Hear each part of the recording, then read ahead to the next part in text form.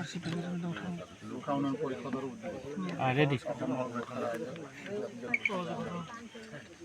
গোৰ্খা উন্নয়ন পৰিষদৰ দ্বাৰা যি অহা 29, 30, 31 তাৰিখে যি গোৰ্খা কালচাৰ ফেষ্টিভেল অনুষ্ঠিত হ'বলৈ গৈ আছে, আপুনি যিহেতু ইয়াত আজি উপস্থিত হৈছে, কেনেকুৱা অনুভৱ হৈছে কি ক'ব? এজন গোৰ্খা ল'ৰা হিচাপে আজি বিৰাটেই ভাল লাগিছে। ইয়াৰ আগতো যিমানখিনি গোৰ্খা প্ৰগ্ৰেম হৈছিলে আমি যাবলৈ চেষ্টা কৰিছিলোঁ আৰু সকলো মোৰ গোৰ্খা ভাই ভণ্টি দাদা বাইদেউসকলক অনুৰোধ জনাইছোঁ যাতে এই অনুষ্ঠানটিলৈ আহে। অকল গোৰ্খা বুলি নহয়, আমাৰ অসমত আমি বিভিন্ন জাতি জনগোষ্ঠী একগোট হৈ আমি মিলি থাকোঁ সদায়। সেই সকলো জাতি জনগোষ্ঠীৰ লোকক গোটেইখিনি ইয়াৰে আশে পাশে যিমানখিনি মানুহ আছে বা অসমৰ বিভিন্ন প্ৰান্তত বাস কৰা গোৰ্খাসকল সকলোৱে যাতে এই অনুষ্ঠানটিলৈ আহে আমাৰ তৰফৰ পৰা আমি নিমন্ত্ৰণ জনালোঁ। তাৰ লগতে আমাৰ লগত আছে GDC চেয়াৰমেন আমাৰ প্ৰেমদা আছে।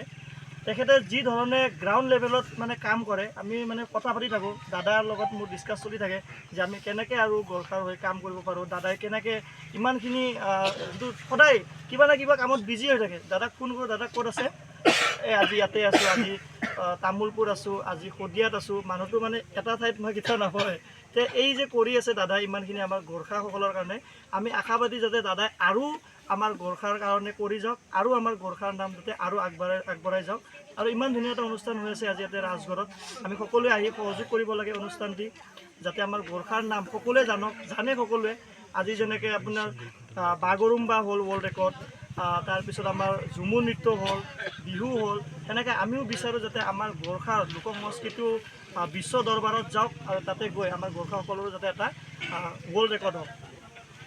আমি যিহেতু খানাপাৰাৰ যি অনুষ্ঠানটো আমি দেখি পাইছিলোঁ, মাজতে অলপ সামাজিক মাধ্যমত অলপ বিতৰ্কও চলিছিলে, যিহেতু সোনু চেত্ৰী আৰু বিকাশ চেত্ৰীয়ে যে সেই অনুষ্ঠানৰ বিষয়ে কোনো ধৰণৰ ভিডিঅ' ক্লিপ নকৰিলে বুলি বিতৰ্ক ওলাইছিলে।